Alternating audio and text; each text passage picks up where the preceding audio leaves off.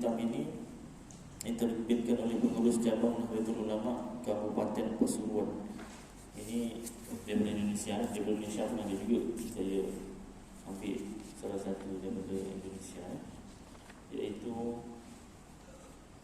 secara ringkas berkaitan tentang Ahlus Sunnah wal Jamaah dan fahaman-fahaman lain yang ada mengaku Islam. Baik, dekat dia punya isi kandungan ni ada ta'rif aswaja, makna aswaja itu apa, Nahdlatul Ulama dan mazhab ni macam mana pegangannya, ijtihad dan taklid, tasawuf, aliran-aliran yang berbeza daripada Ahlus Sunnah wal Jamaah, iaitu disebutkan sini Wahabi, Tabligh atau Jaulah, Hizbut Tahrir, Syiah, Ahmadiyah, Islam liberal. Tapi disebutkan sekali lah apa yang bezanya. Jihad versus terorisme, apa bezanya. Dalil amaliyah aswaja, tuduhan bid'ah, apa dalil-dalilnya. Selamatan 7 hari, ziarah kubur, dalil-dalil ziarah kubur, dalil-dalil tawassul, dalil barokah, cinta habaib, habib-habib, perayaan Maulid Nabi dan manakib, dan akhir sekali rujukan. Disediakan rujukan. Saya punya ni bukan ori ni, photostat. Nak cari yang ori belum jumpa lagi ataupun tak cetak lagi. Jadi photostat kawan yang ada yang original. Baik, saya bacakan saja. Ta'rif aswaja. Aswaja ni apa? Singkatan. Dalam Indonesia ni suka buat singkatan. Dia panggil akronim. Aswaja ni akronim ataupun kependekan atau singkatan bagi Ahlus Sunnah wal Jamaah. Jadi aswaja. Apa yang dimaksud dengan golongan Ahlus Sunnah wal Jamaah? Menurut Syekh Abdul Fadl Ibnu Syekh Abdul Syakur As-Sinari dalam kitab karyanya Al-Kawakib Al-Lamma'ah fi Tahqiqil Musamma bi Ahli Sunnah wal Jamaah, menyebutkan definisi Ahlus Sunnah wal Jamaah sebagai kelompok atau golongan yang senantiasa komitmen mengikut sunnah Nabi SAW dan thariqah, jalan para sahabatnya dalam hal akidah, kepercayaan, amaliyah fizik, yakni fikih, dan akhlak batin, yakni tasawuf.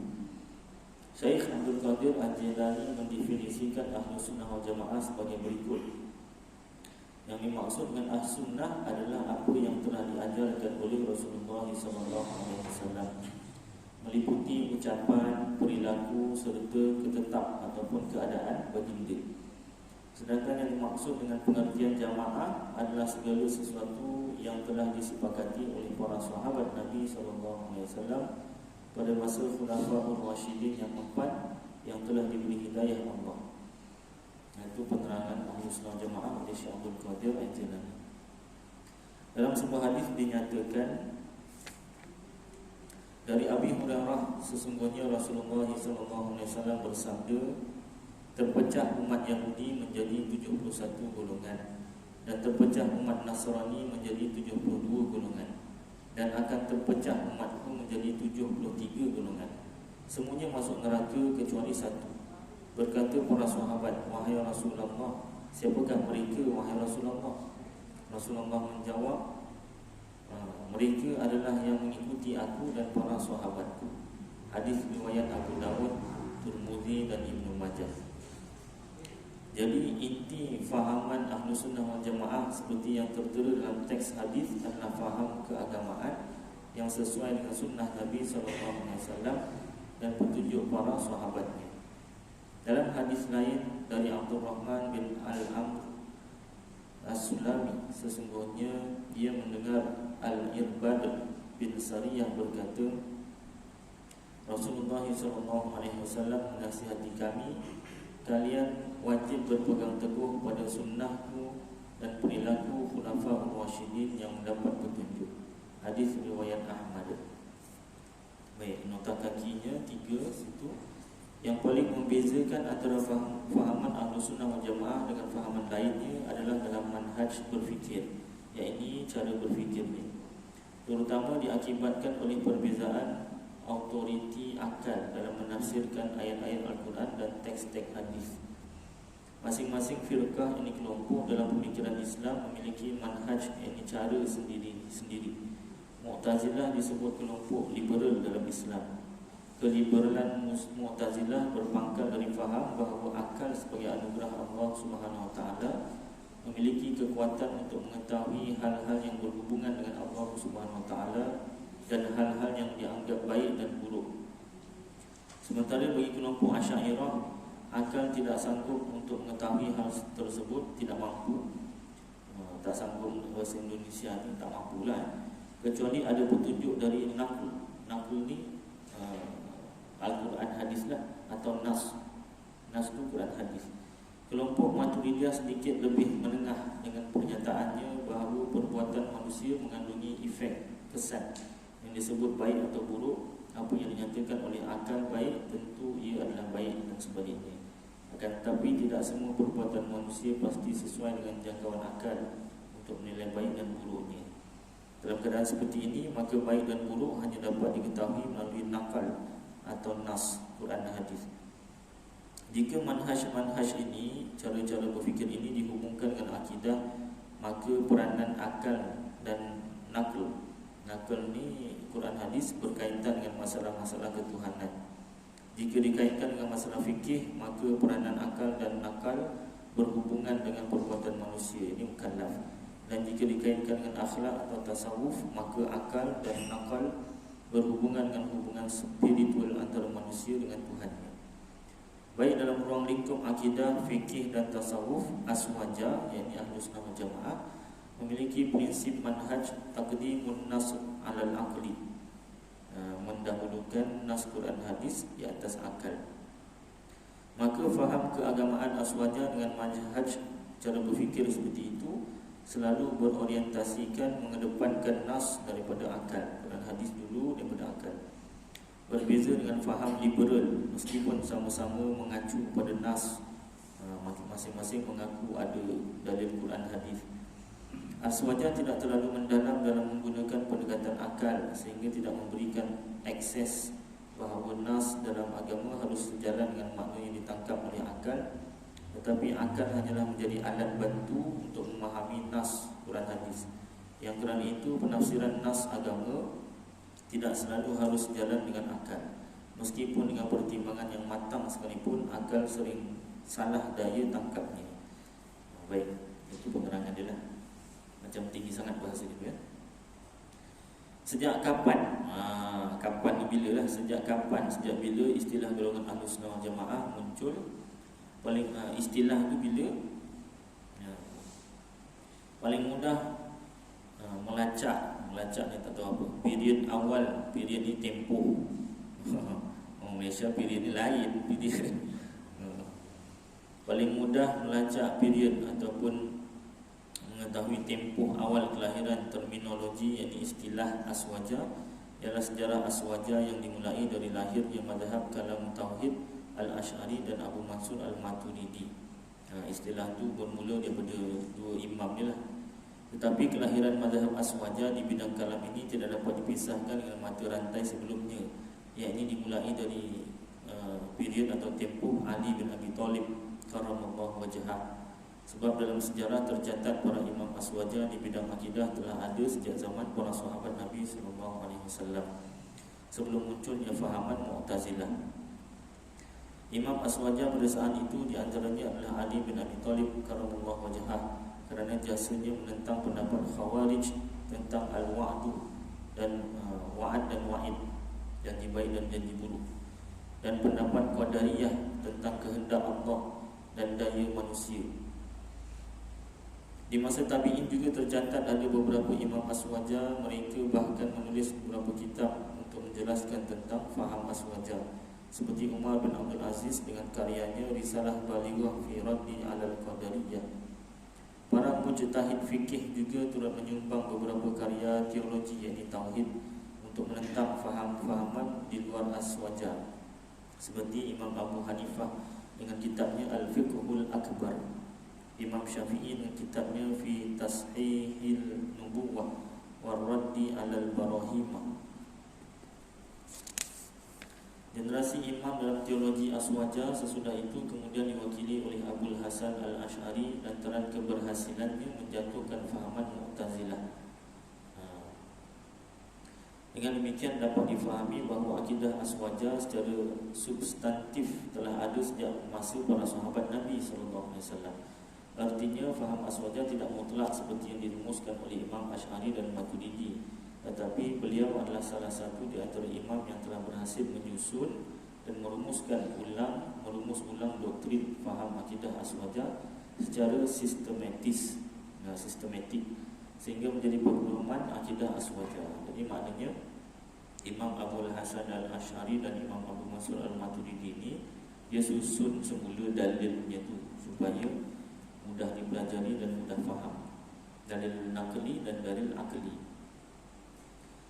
Dalam perkembangan sejarah selanjutnya, istilah Aswaja secara rasmi menjadi bahagian dari disiplin ilmu keislaman. Dalam hal akidah, pengertiannya adalah Al-Asy'ariyah dan Maturidiyah.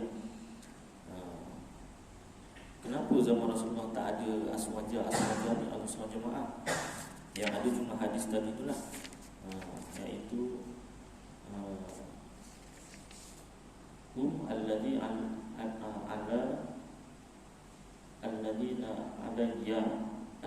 ana alaihi wa ashabi. Yang itu penerangan Ahlussunnah Jamaah itu maksudnya yang selamat daripada 73 golongan itu, satu yang selamat. Rasulullah kata ana alaihi wa ashabi. Itu je istilah, tak ada Ahlussunnah Jamaah. Jadi istilah tu zaman sahabat, iaitu Sayyidina Ali itulah muncul, kemudian terus berkembang. Baik. Imam Ibnu Hajar Al-Haytami berkata, jika Ahlussunnah wal Jamaah disebutkan, maka yang dimaksudkan adalah pengikut rumusan yang digagasi oleh Imam Abul Hasan Al-Asy'ari dan Imam Abu Mansur Al-Maturidi. Baik. Itu dalam kitab Ta'thirul Jinan wal Lisan. Dalam fikih adalah 4 mazhab: Hanafi, Maliki, Syafi'i dan Hambali. Dalam tasawuf adalah Imam Ghazali, Abu Yazid Bistami, Imam Junaid dan ulama-ulama lain yang sama faham. Semuanya menjadi diskursus Islam fahaman Ahlussunnah wal Jamaah. Jadi akidah yang diterima dalam Islam menurut para ulama hanya Ahlussunnah wal Jamaah. Selain Ahlussunnah wal Jamaah, ulama-ulama ramai para ulama mengatakan bukan Islam yang sebenar. Maknanya menurut hadis tersebut tu termasuk yang 72 itulah, hanya Ahlussunnah wal Jamaah yang selamat. Baik, dari segi fikih, dari segi syariat, mazhab Maliki, Hanafi, Hambali dan Syafi'i. Dari segi tasawuf, Imam Ghazali, Abu Yazid Al-Bistami, Imam Junaid Al-Baghdadi dan ulama-ulama lainnya. Antara yang lain yang masyhur Imam Ghazali ada di Ghazali. Baik. Jadi keempat-empat imam mazhab yang Hanafi, Maliki, Syafi'i, Hambali juga tauhidnya Ahlussunnah Jamaah, dan begitu juga imam-imam tasawuf ini juga tauhidnya Ahlussunnah wal Jamaah. Ada bukti-buktinya lah, maknanya karya-karya, maknanya dari segi penulisan mereka itu ada bukti-buktinya. Jadi kalau satu malam saya nak muka gabung, saya pun tak ingat semua. Kalau saya bukan semua dalilnya ada kan, buktinya ada. Itu secara ringkasnya saya sebutkan begitulah. Akan datang ada rezeki, kita tengok satu persatu supaya keyakinan kita bertambah dengan Ahlussunnah Jamaah. Baik, apa latar belakang sejarah yang menyebabkan lahirnya akidah Asy'ariyah dan Maturidiyah? Kenapa disebut Asy'ariyah Maturidiyah? Kenapa? Secara fakta tidak dapat dipungkiri. Pungkiri ini dinafikan bahawa awal mula terjadinya perpecahan masyarakat Islam dimulai dari Khalifah Uthman radhiyallahu anhu dan hampir melembaga pada tempoh Ali bin Abi Thalib karamallahu wajhah. Perpecahan tersebut berlanjutan pada persoalan akidah.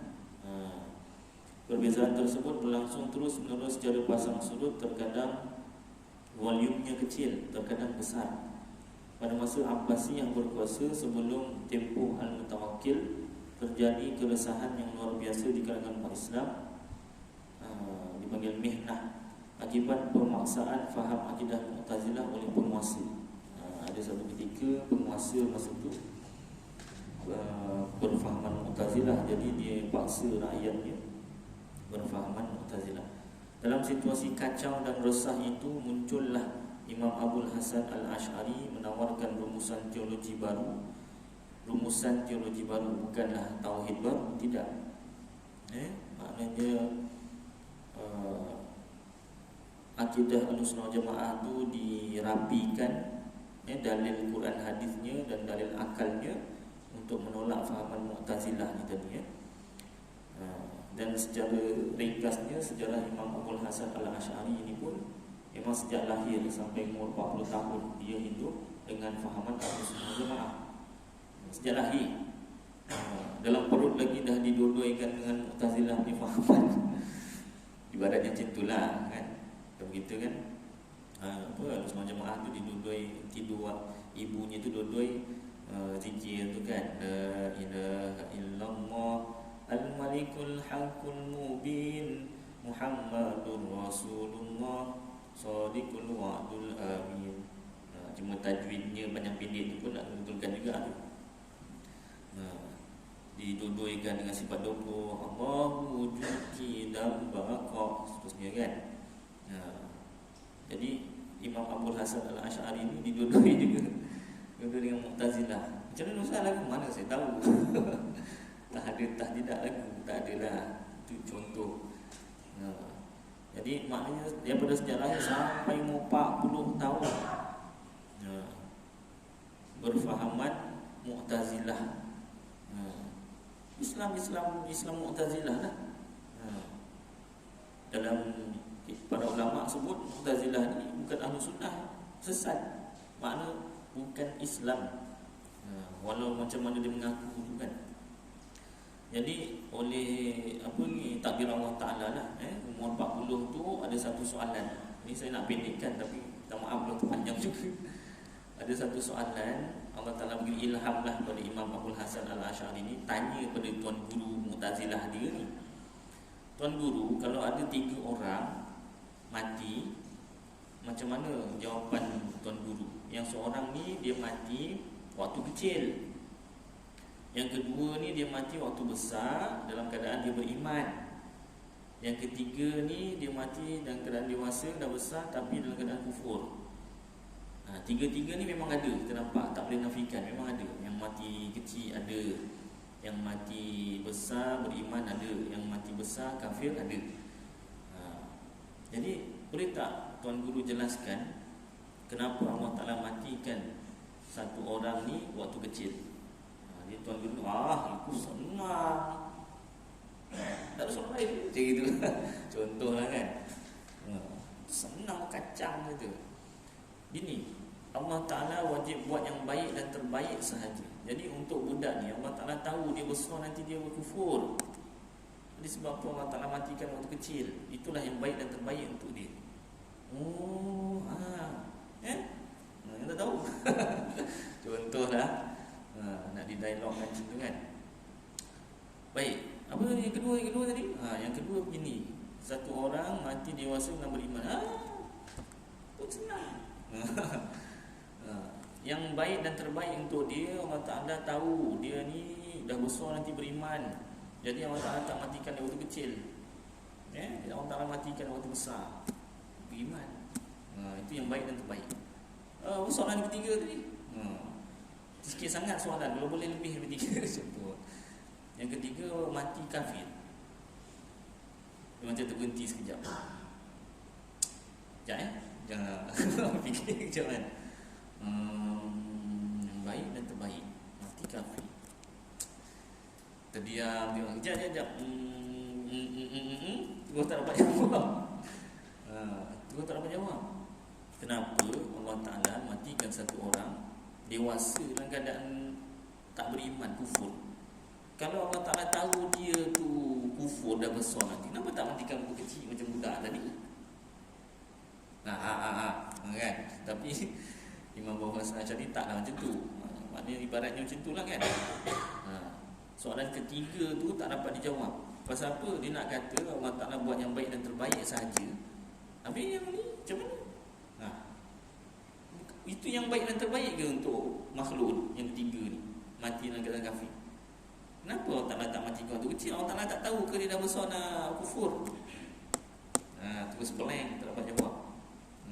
Tak ada, sembang kitab pun tak ada. Tak ada sembang kitab kita.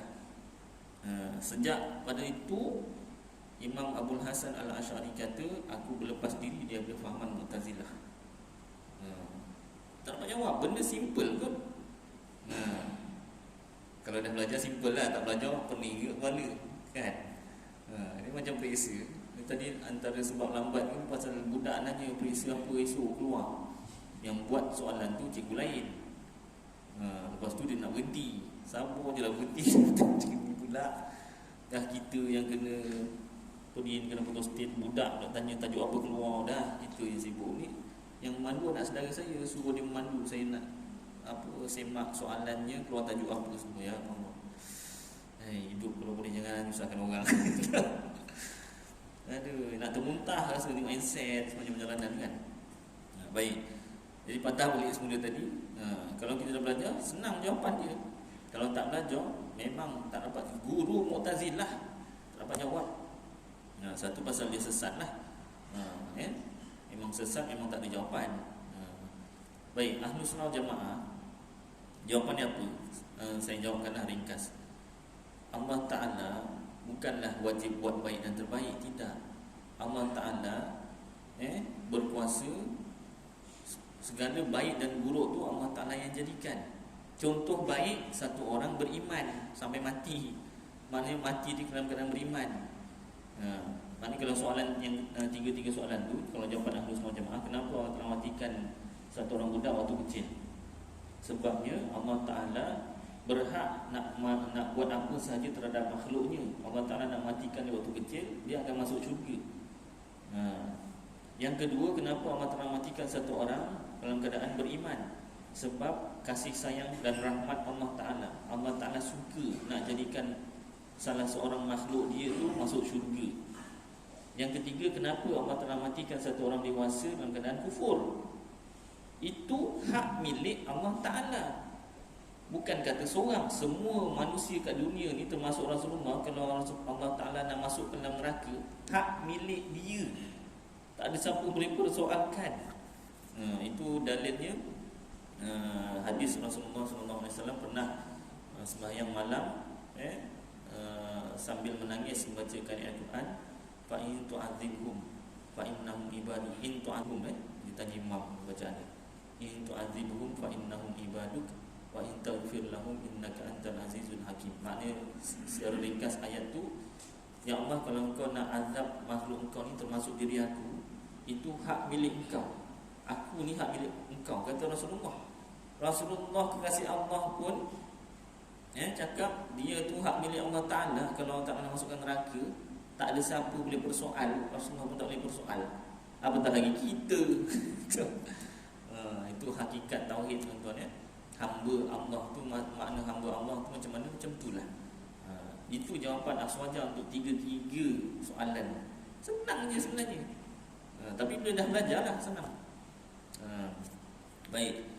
Jadi sejak itulah Imam Abul Hasan Al-Asy'ari mengumpulkan semula dalil-dalil ayat Quran dan hadis yang berkaitan dengan Ahlus Sunnah Jamaah ni. Dan dia pelajari juga masa tu hukum akal, maknanya ilmu falsafah, untuk menguatkan dalil-dalil sifat wajib, sifat harus, sifat mustahil bagi Allah, bagi Rasul. Itu cerita ringkasnya lah. Makin lama pengikut faham ini semakin besar yang Mu'tazilah ya. Sementara di daerah lain, yang ini disamarkan Uzbekistan dan di Mesir, ada dua ulama lain, yakni Imam Abu Mansur Al-Maturidi dan Imam At-Tahawi, yang berhasil menyusun rumusan teologi baru. Rumusan bukannya tauhid baru, tidak. Dan paralel dengan rumusan Imam Al-Asy'ari, sama dengan Imam Abu Hasan Al-Asy'ari. Semuanya mempunyai orientasi yang sama, iaitu menjawab persoalan-persoalan teologi Islam, tauhid Islam yang sangat meresahkan pada waktu itu. Baik, itu secara ringkas. Panjang lagi tentang Ahlus Sunnah Jamaah ni. Tapi secara ringkas begitulah dia punya serba sedikit. Kemudian ada juga kitab-kitab lain dalil ayat Quran tentang Ahlus Sunnah Jamaah, iaitu Imam Abu Hasan Al-Asy'ari ni dia ada datuknya yang ketujuh ke atas. Imam Abu Hasan Al-Asy'ari ada bapa, datuk yang ketujuh. Yang mana daripada bapa kira satulah, keturunan yang ketujuh. Bapa kira satu, atuk dia yang pertama, ketiga, keempat, kelima, keenam, ketujuh. Atuk yang keenam lah kalau kira bapa. Atuk yang keenam tu sahabat Rasulullah, iaitu Abu Musa Al-Asy'ari. Sahabat Abu Musa Al-Asy'ari radhiyallahu anhu, sahabat Rasulullah, jumpa Rasulullah. Ada satu ayat Quran turun tentang orang yang sesat akan lahir daripada orang yang sesat tu, orang yang mempertahankan yang kebenaran. Kemudian bila sampai ayat Quran tu, Rasulullah tepuk bahu Abu Musa Al-Asy'ari. Ayat Quran yang dinyatakan dalam Quran ni, golongan yang dinyatakan dalam Quran ni, maknanya dalam golongan sesat tu akan muncul seorang yang menegakkan kebenaran. Mereka itu kaum hadza, ini ditepuk bahu Abu Musa Al-Asy'ari. Rupanya cucunya yang ketujuh. Jadi kalau daripada datuk ni yang ke-6 lah. Cucu yang ketujuh Imam Abul Hasan Al-Asy'ari. Isyarat daripada Rasulullah tu, bukan Rasulullah nampak masa depan, tidak. Allah Ta'ala menurunkan wahyu. Kaum hadza, ini mereka yang dinyatakan dalam Quran tu kaum ataupun keturunan hadza, ini orang Abu Musa Al-Asy'ari. Itu salah satu lagi dalil. Baik, kemudian ini satu lagi perkara ataupun salah satulah fahaman yang berbeza dengan Ahlus Sunnah Jamaah, tapi ini ringkas ni ya. Siapakah kelompok Wahabi itu? Kita selalu dengar apa di Wahabi itu. Baik, nama Wahabi diambil dari nama pendirinya, Muhammad bin Abdul Wahhab. Pengikut Muhammad bin Abdul Wahhab sendiri menyebut diri mereka dengan nama Al-Muwahhidin. Diorang pun tak sebut mereka di Wahabi, tak ada. Kita ni yang menyebut mereka Wahabi. Sebab tu ada orang tak suka digelar Wahabi, walaupun fahaman-fahamannya tu kalau pada kita berfahaman Wahabi lah. Sebab mereka menggelarkan diri mereka Al-Muwahhidin. Al-Muwahhidin apa? Yang mentauhidkan Allah. Ada banyak kitab yang ditulis oleh para ulama ternama Ahlus Sunnah Jamaah yang menjelaskan kesesatan ajaran kelompok ini, seperti Syekh Zaini Dahlan, Al-Habib Alawi bin Ahmad bin Hasan bin Qutbul Irsyad, Al-Habib Abdullah bin Alawi Al-Haddad, As-Sayyid Muhsin Al-Amin, dan masih banyak lagi yang lain. Ajaran Wahabi masuk ke Indonesia melalui kaum Paderi di Minangkabau.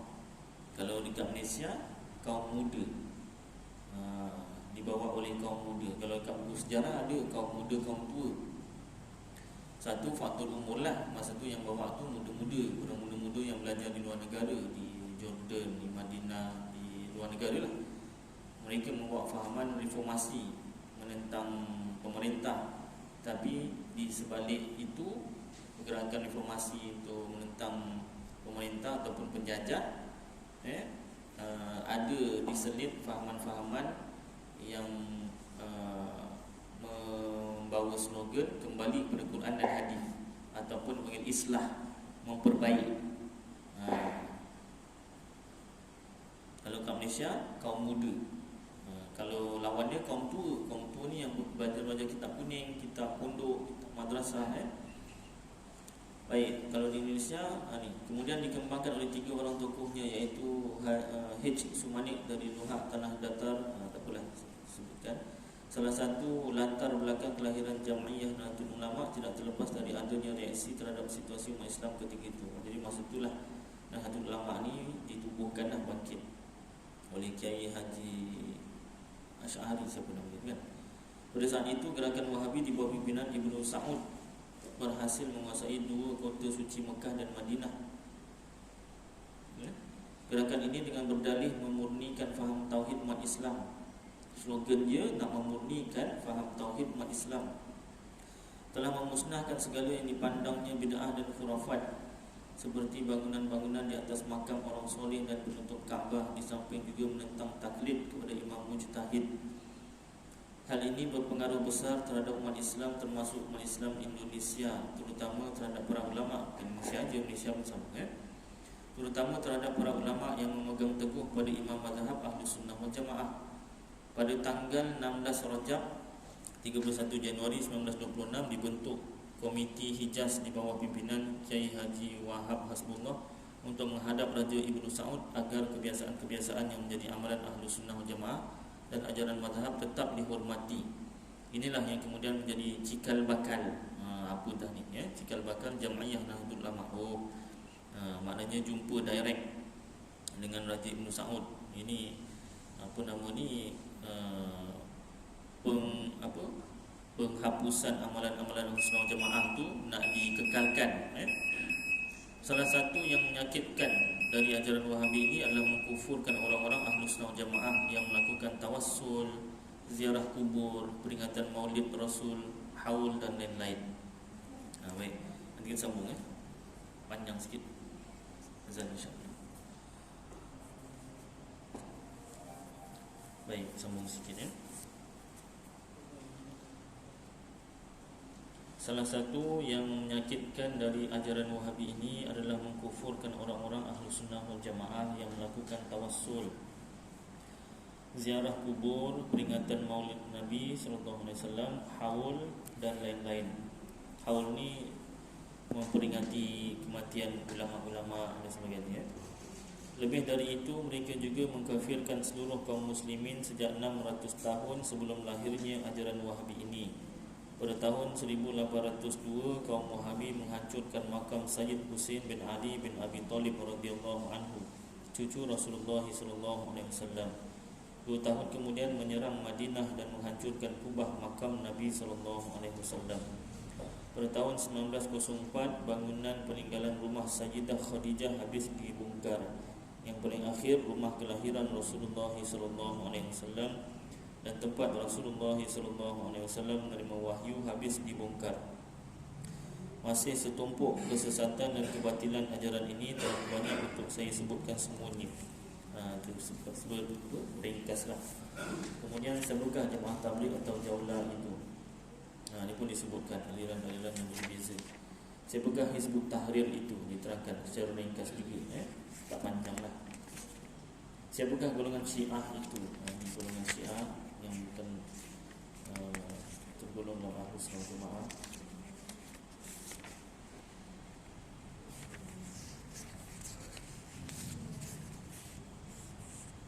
Dia saya.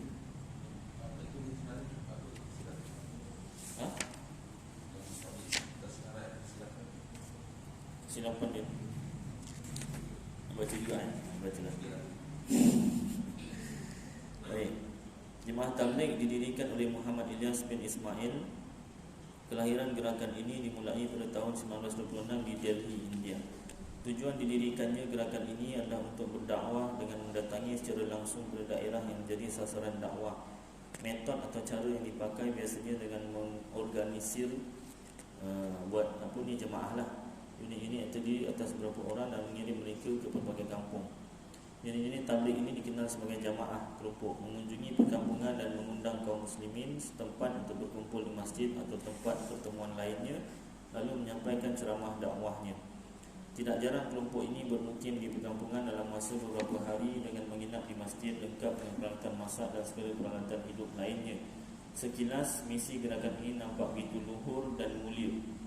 Luhur suci Kemasan dakwah menyebarkan Islam ke pelbagai penjuru adalah alasan yang selalu mereka dengungkan. Perbezaan kultur ni budaya lah. Budaya bahkan mazhab keagamaan sekalipun mereka abaikan demi untuk kebersamaan dalam Islam. Prinsipnya kata mereka adalah berdakwah. Diterima atau tidak itu urusan lain. Tidak jarang dalam menjalankan dakwahnya justru terjadi benturan. Benturan ni perbezaan lah dengan budaya masyarakat setempat yang akhirnya berhujung pada munculnya keresahan dan penolakan warga. Kira resah lah, maknanya ada tak senang hatilah masyarakat tempatan. Sampai di sini masih terkesan mulia kerana nampak sikap keteguhan dan kesabaran dalam menjalankan misi Islam. Mari kita lihat apa yang terjadi setelah gerakan ini berjalan. Pada tanggal 16 Oktober 1965 diadakan pertemuan besar para ulama seluruh negeri India bertempat di Kerala, India. Pertemuan itu mengagendakan pembahasan tentang keberadaan gerakan Jemaah Tabligh yang dirasa telah cukup lama menimbulkan keresahan masyarakat. Kutipan dari keputusan pertemuan ulama tersebut menyatakan bahawa kelompok Jemaah Tabligh adalah sesat dan menyesatkan. Keputusan ini diambil setelah para ulama melakukan penelitian dan pengkajian secara sama-sama pada beberapa kitab-kitab, risalah dan edaran-edaran yang tersebar di kalangan Jemaah Tabligh dan ditulis oleh pemimpin-pemimpin mereka. Maknanya keputusan mengatakan Jemaah Tabligh ini sesat ni bukan tuduh semata-mata lah, diambil daripada buku-buku, kitab-kitab, ucapan-ucapan pemimpin-pemimpin tabligh. Di antara beberapa alasan yang dikemukakan oleh para ulama tersebut adalah satu, berdasarkan pengkajian dan penelitian yang mendalam dari beberapa kitab, edaran dan risalah yang ditulis oleh pemimpin Jemaah Tabligh, ditemukan ada kemiripan antara fahaman Jemaah Tabligh dengan faham Wahabi.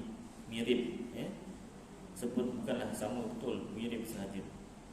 Seperti anti taklid terhadap imam-imam mujtahid, orang yang sudah meninggal dunia tidak dapat mendengar yang masih hidup, mengingkari karamah aulia, melarang istighosah, mengharamkan ucapan ya Rasulullah dan lain-lain yang kesemuanya bertentangan dengan fahaman Ahlus Sunnah Jamaah. Dia banyak lagi lah, ini secara ringkas. Kenyataan ini tidaklah menghairankan sebab jika diteliti lebih jauh, ternyata guru dari pendiri gerakan ini adalah pendukung gerakan Wahabi di Saudi Arabia, Abu Hasan Ali An-Nadwi, dalam kitabnya Dini Da'watu Hal. Dini Da'watu Hal 44 berkata, sesungguhnya pendiri Jemaah Tabligh ini dididik oleh gurunya Rashid Ahmad Al-Janjohi. Muhammad Ilyas sendiri dalam kitab Malfudatnya halaman 123 berkata, guruku Al-Janjohi adalah seorang kutub pembimbing pada zamannya dan mujaddid bagi umatnya. Kemudian siapakah Rashid Ahmad Al-Janjohi yang menjadi guru pembimbing pendiri gerakan ini? Dalam Fatwa Rasyidiyah halaman 237 kitab kumpulan Fatwa Rashid Al-Janjohi, ia berkata, orang-orang telah menuduh Muhammad bin Abdul Wahab sebagai orang yang sesat, padahal ia adalah orang yang soleh, pengamal hadis dan penentang bid'ah. Pada halaman 41, Rashid Al-Janjohi berkata, sesungguhnya Al-Maulawi Muhammad Ismail, yakni penyebar fahaman Wahabi di India, adalah seorang yang alim, bertakwa, penentang bid'ah, pengamal Al-Quran dan Sunnah dan pembimbing umat. Padahal Rashid Al-Janjohi secara gamblang menyampaikan fatwanya, ziarah aulia seperti tradisi yang berlaku sebenarnya diperbolehkan pada kurun awal Islam, tetapi kemudian tidak diperbolehkan. Demikian juga dengan peringatan Maulid Nabi. Guru lain yang memberikan bimbingan pendiri gerakan ini adalah Ahmad Ambitawi Al-Saharanpuri dan Syaraf Ali At-Tahanawi. Keduanya juga pengikut aliran Wahabi. Yang kedua, berdasarkan fakta di lapangan, banyak pengikut Jemaah Tabligh yang meninggalkan kewajipan keluarganya untuk keliling berdakwah. Yang lebih memprihatinkan lagi, banyak di antara mereka yang berdakwah ternyata tidak memiliki pengetahuan ilmu agama yang cukup, sehingga rawan terjadi penyesatan kepada orang-orang yang diceramahi. Selain alasan di atas juga masih ada beberapa kesalahan lain yang tidak perlu saya sebutkan semuanya. Keputusan para ulama ini juga telah difatwakan oleh ulama Ahlus Sunnah wal Jamaah terkenal di India pada masa itu, seperti Syekh Adam, Mufti India bahagian selatan, Syekh Al-Qatabi, Mufti Malibari India dan lain-lain. Walhasil, kesimpulannya, keberadaan gerakan ini telah banyak menyebarkan kerosakan daripada kebaikan yang dicapai. Full stop sampai situ je, ringkasan dia. Baik. Kemudian Hizbut Tahrir Syiah Ahmadiyah yang didirikan oleh Mirza Ghulam Ahmad Al-Qadiani, ya, Ahmad Qadiani. Liberal.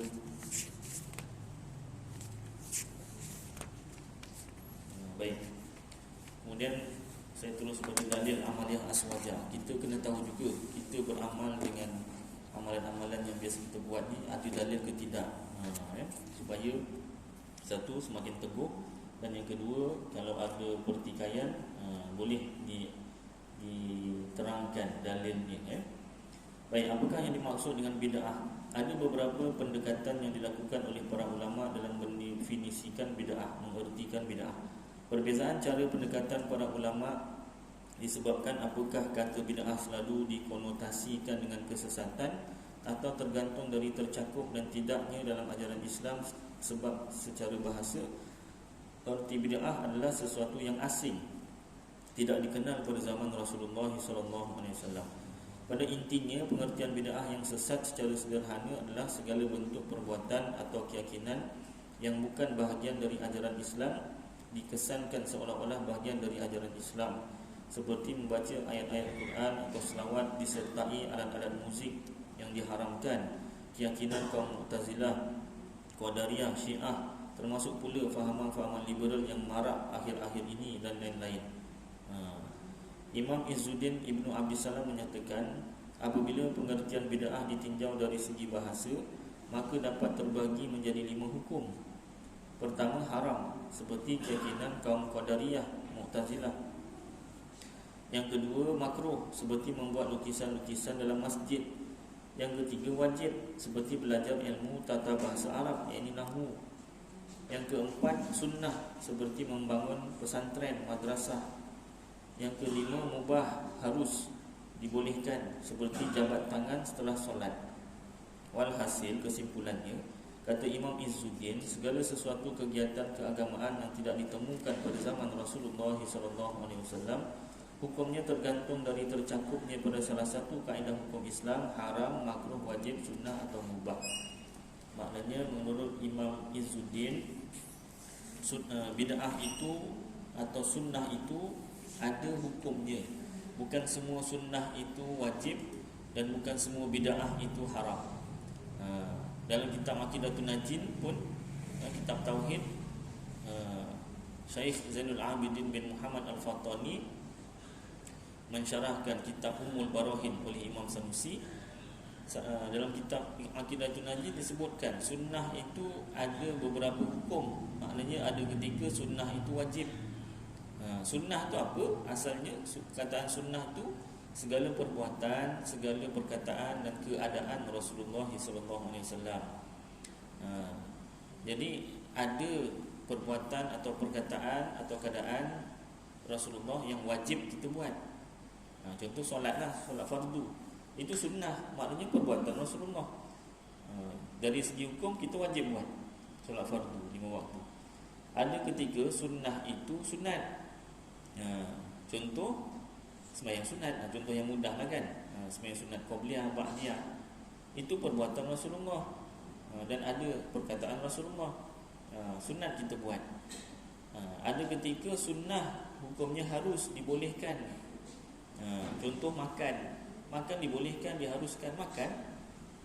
Ada hadisnya, makanlah apabila kamu lapar, berhenti sebelum kenyang. Dia makan apabila lapar tu ikut, berhenti sebelum kenyang tu yang susah tu. Ya tak? Kena latih lah, kena latih. Kalau biasa kita makan kenyang 2 senduk, hari ni kita belajar makan 1 senduk setengah. Sikit-sikit dulu, tahu Abang Rahmat, sikit no, saya setengah senduk. Ini sikit-sikit yang mendadak. Kan nanti dah sebulan, dah biasa sesenduk setengah, bulan seterusnya 1 senduk, kan. Tapi jangan lebih kurang, dengan kurang daripada 1 senduk, tak ada tenaga pula nanti kan, lebih kurang macam itulah. Baik, ada ketika bid'ah Rasulullah buat atau cakap atau keadaan Rasulullah tapi makruh. Contoh apa? Dalam kitab Bahrul Madi, kitab syarah hadis bagi Imam Tirmizi, bahasa Melayu tu, tulisan Jawi lah, yang buat tu orang Malaysia, orang Perak, Muhammad Idris Al-Marbawi, penulis Kamus Al-Marbawi tu. Dia tokoh anugerah Ma'al Hijrah yang pertama kat Malaysia, Tun Mahathir yang bagi. Jadi dalam kitab Bahrul Madi, Rasulullah pernah kencing berdiri sekali seumur hidup, pernah. Adakah itu sunnah tu, maknanya perbuatan Rasulullah. Adakah wajib kita kencing berdiri? Dekat situ syarah hadisnya, Rasulullah kencing berdiri sekali seumur hidup. Jadi kenapa Rasulullah tu sendiri kencing berdiri, hukumnya apa? Rasulullah tu sendiri kencing berdiri, hukumnya apa? Bagi Rasulullah hukumnya apa? Hukumnya wajib. Pasal apa? Nak menerangkan pada umat. Jadi bila Rasulullah kencing berdiri satu kali seumur hidup, para ulama, sahabat dan para ulama membuat ketetapan hukum Rasulullah kencing berdiri sekali seumur hidup ni, bukan selalu. Maknanya hukum kencing berdiri taklah haram. Kalau haram seumur hidup Rasulullah tak pernah kencing berdiri, baru jatuh hukum haram. Jadi bila satu kali pernah Rasulullah kencing berdiri dalam hidupnya, sahabat dan ulama menjatuhkan ini hukumnya makruh. Ada ulama kata harus dibolehkan kalau ada yang sakit, dia tak boleh kencing duduk, tak boleh kencing cangkung. Ya tak? Baik. Ada ketika sunnah Rasulullah pernah buat, tapi kita membuatnya haram, iaitu kahwin lebih dari 4. Kalau kahwin 4 Ustaz, kahwin 4 tak payah tanya lagi lah, saja-saja nak tanya. Kalau kahwin 4 Ustaz, alah, hanya buat tak tahu pula. Cerita kalau bid'ah yang haram, salah satunya kahwin lebih daripada 4 dalam satu masa. Maknanya kalau macam tu, kalau saya nak lebih, ceraikan seorang baru tambah lah. Yalah, dari segi hukum. Tapi janganlah kahwin cerai. Dah kahwin cerai, kalau tanggung nafkah tu satu cerita juga. Kalau kau cerai tanggung nafkah tak apa. Kau cerai terus putus hubungan, tak ni apa, nafkah tak dibagi, itu satu lagi perkara haram. Ya tak? Panjang cerita kan. Itu bab cerai ni saya geram juga pasal banyak sangat kawan-kawan isteri saya yang mengadu. Dalam ahli keluarga sendiri pun ada kan. Bila cerai tu terus, bukan kata isteri punya nafkah, anak pun tak dihirau dah. Ya Allah, ya Rabbi Karim. Kau nak cerai tu dah satu perkara kan. Anak isteri tu wajib tanggung. Anak pun tak boleh cerai. Mana ada aku ceraikan engkau sebagai anak aku ceraikan? Mana ada. Wajib tanggung tu. Ya tak? Isteri selagi belum kahwin tu wajib tanggung. Kalau dia belum kahwin lain tu, mana kahwin lain lah, lain cerita lah kan. Baik. Jadi apa-apa tadi? Maknanya sunnah tu maknanya perbuatan, perkataan ataupun keadaan Rasulullah tu pun pecah 5 hukum. Bukan semua sunnah tu wajib, tidak. Baik. Kemudian dari segi bid'ah itu pun sama, pecah hukumnya kepada 5. Bid'ah ni apa? Tak pernah dibuat oleh Rasulullah, tak pernah dibuat lah oleh Rasulullah. Bid'ah tak pernah dibuat oleh Rasulullah SAW. Ada ketika bid'ah itu benda yang Rasul tak pernah buat, hukumnya wajib. Contoh, penulisan Al-Quran dibukukan, bukan penulisan, membukukan Al-Quran, dikumpulkan seluruh Al-Quran tu jadi buku, jadi kitab. Itu bid'ah. Rasulullah tak pernah suruh, Rasulullah tak pernah buat. Tulis ada, tapi sepah-sepah lah, maknanya tulis sikit, wahyu turun tulis sikit, tak dibukukan. Bila mula dibukukan Al-Quran, dikumpulkan tu zaman Sayyidina Abu Bakar. Itu pun atas cadangan Sayyidina Umar. Sebab ada suatu ketika ada jamaah fisabilillah, mujahid fisabilillah berperang, ramai yang syahid. Kebetulan takdir Allah lah, dalam jemaah tu ramai ahli hafiz Quran, yang hafal Quran ramai. Dia hafiz Quran, semangat nak jihad pun kuat. Semangat nak hafal Quran kuat, semangat jihad pun kuat. Ada orang semangat hafal Quran, ya tak? Jadi sahabat ni hafaz Quran dan jihad. Ramai yang wafat syahid. Jadi Sayyidina Umar kata, ini kalau macam ni lama-lama kan dah tak ada orang yang hafal Quran. Bukan semua orang mampu. Jadi dia bagi cadangan Sayyidina Abu Bakar. Sayyidina Abu Bakar kata, baik. Mula-mula Sayyidina Abu Bakar tak nak, pasal ni bid'ah. Aku tak berani buat ni, Rasulullah tak pernah buat ni. Jadi Sayyidina Umar kata, habis nanti macam mana? Kesian generasi yang akan datang. New generation. Tak adalah macam tu. Maknanya lebih kurang macam tu lah fahaman dia kan. Nak didialog kan macam tu lah. Jadi Sayyidina Abu Bakar fikir tu juga, kesian kan. Kumpulkan. Itu pun tak ada baris, titik pun tak ada. Baris tu boleh lagi belajar bahasa Arab kan, macam Ustaz Imran tu bolehlah baca yang tak ada baris, kitab tak ada baris. Titik tak ada. Ba dengan ta sama, dia punya makuk je. Dia sampan dia je. Ba, ta, sa, gitu je, tak ada titik. Jim apa? Jim, ha, kha, ada titik pun. Ni apa? Jin toncet cikgu. Ada titik jin toncet. Kalau tak ada titik, apa tak tahu dia sebut. Ni jembalan tanah, titik ni kat dalam tanah. Tak ada titik, jin mata buta cikgu. Allah, kata. Habis dia sebut semua kan. Bila dimulakan ada titik dan baris, Sayyidina Uthman. Zaman Sayyidina Uthman tu titik dan baris. Itu salah satu bid'ah, tapi wajib. Pasal apa? Untuk menjaga Al-Quran tu supaya tak hilang. Allah. Baik, itu satu bid'ah yang wajib. Bid'ah yang makruh, yang sunat. Rasulullah tak pernah buat, tapi sunat dibuat. Saya lupa, kita tengok lagi tak kira tu rajin.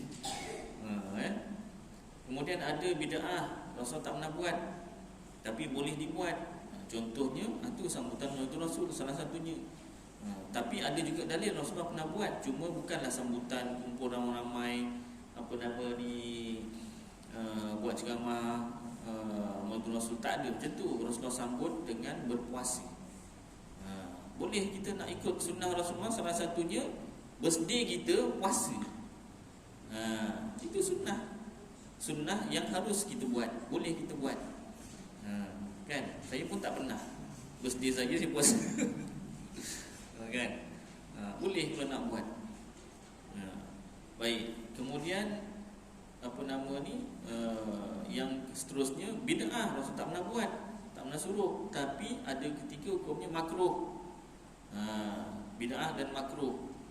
Contoh saya lupa lah, maknanya perkara-perkara makruh lah, ya, yang ada, yang kita dah belajar. Dan ada ketika bid'ah dan haram pun ada. Salah satunya fahaman-fahaman sesat yang saya sebut tadi kan, fahaman Qadariyah, fahaman Mu'tazilah, itu Rasulullah tak pernah berfahaman macam tu. Itu bid'ah dan haram kita berfahaman begitu. Jadi maknanya, kesimpulannya, sunnah itu ada pecahan hukumnya, bid'ah itu ada pecahan hukumnya. Jadi bukanlah semua sunnah itu wajib, dan bukanlah semua bid'ah itu haram. Ya? Baik.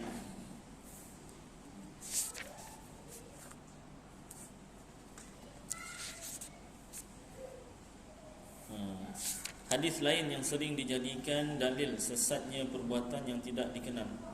Baik, saya baca hadis ni dulu.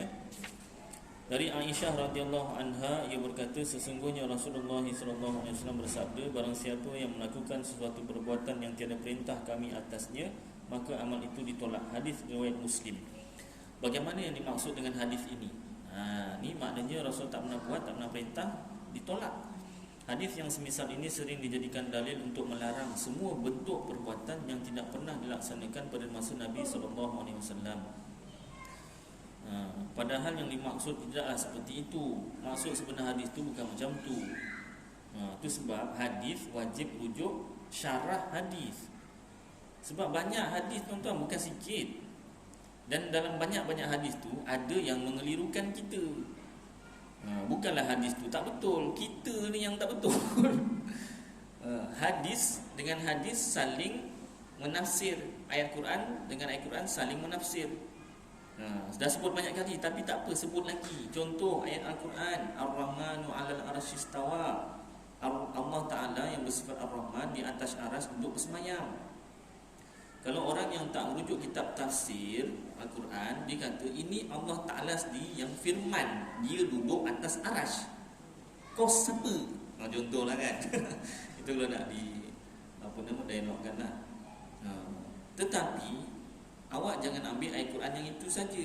Ada ayat Quran yang lain ni. Walam yakul lahu kufuwan ahad. Allah Ta'ala tak serupa dengan sesuatu apa pun. Kalau duduk atas arash, duduk tu dah satu perkara yang menyerupai makhluk. Contoh tuan-tuan, kalau saya buat macam ni. Ni saya terpaksa buat tuan-tuan. Tuan-tuan, saya sedang duduk. Ustaz, itu cangkung Ustaz. Duduk tu dengan punggung Ustaz. Tu duduk Ustaz. Yang tadi tu cangkung Ustaz. Tak, saya duduk dengan kaki Ustaz. Balik nanti makan Panadol. Cari Panadol ni untuk selamat boleh bagi Panadol. Duduk tu punggung Ustaz. Tak kira lah manusia ke, binatang ke, apa ke. Bila sebut duduk je, memang kena ada anggota punggung, anggota badan punggung. Tak boleh muka. Saya letak muka, saya tak sanggup lah letak muka. Saya tunjuk kaki je tadi. Maknanya duduk tu dah menyerupai makhluk dah. Habis ni kan ayat Quran. Iya, ayat Quran saling tafsir-nafsir. Ayat Quran walam yakul lahu kufuwan ahad menafsirkan ayat Ar-Rahman 'alal 'arsy istawa. Maksudnya Allah Ta'ala tu bukanlah duduk di atas arash.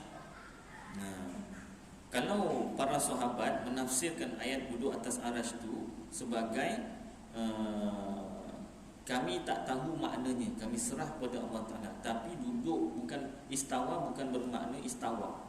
Duduk tu bukan bermakna duduk. Tak boleh Allah Ta'ala tu disifatkan duduk. Makna sebenar apa? Serah pada Allah Ta'ala. Itu dipanggil tafwid. Tafwid, serah pada Allah Ta'ala. Tapi istawa bukan maknanya istawa. Bukan maknanya duduk. Duduk tu bukan maknanya duduk. Oleh ulama mutaakhirin, ulama terkemudian mentakwil ni pindahkan makna yang lebih sesuai.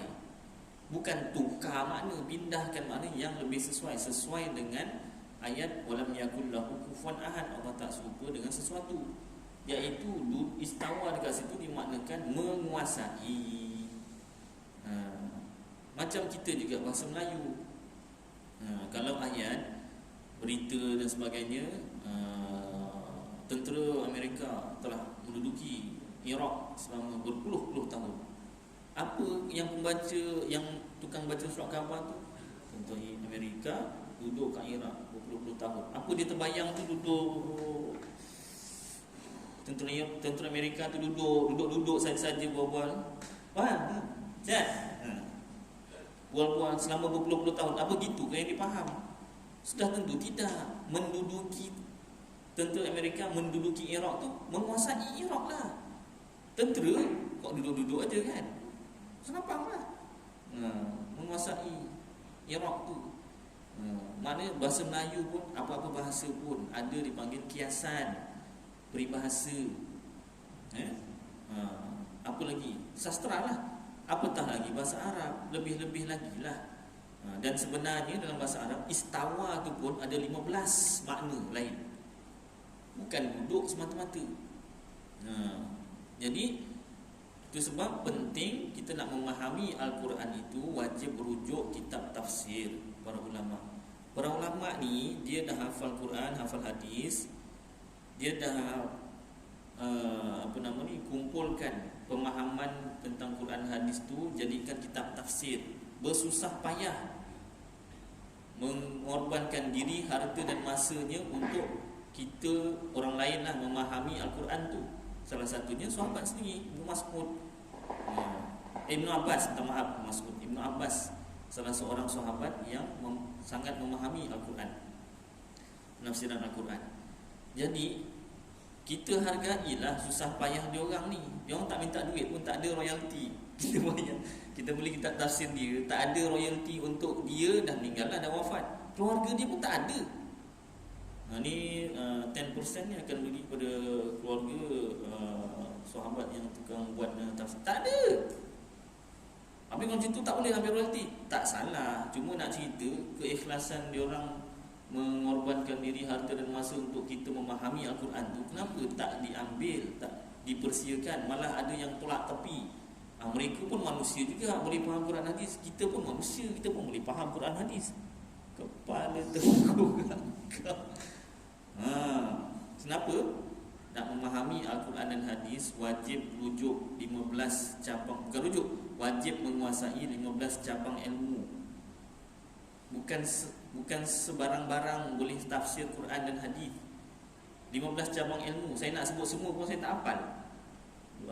Ilmu lughah, ilmu bahasa, ilmu nahwu, tata bahasa, ilmu nahwu saraf, pecahan kata, ilmu balaghah. Balaghah ni sastra lah. Ilmu dah tak hafal. 4 je hafal. Nama baru nama. Ilmunya lagi. Menguasai itu kalau exam 100%, 99 pun tak dikira menguasai lagi. Barulah sah, barulah dibenarkan memahami Al-Quran dan hadis sendiri.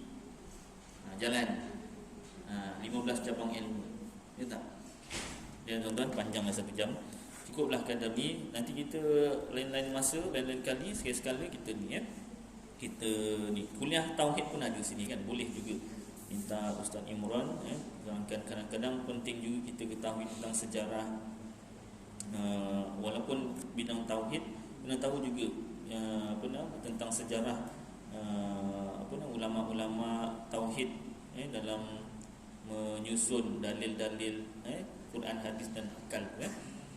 Jadi cukuplah kadar ni. Mudah-mudahan apa yang kita kongsi bersama ni bermanfaat untuk saya dan tuan-tuan, dapat kita amalkan dan sampaikan insya-Allah. Qul qouli hadza wa astaghfirullah al-azim li wa lakum wa lisairil muslimin wal muslimat wal mu'minin wal mu'minat fastaghfiruh wa ya fawzal mustaghfirin wa ya najatat taibin.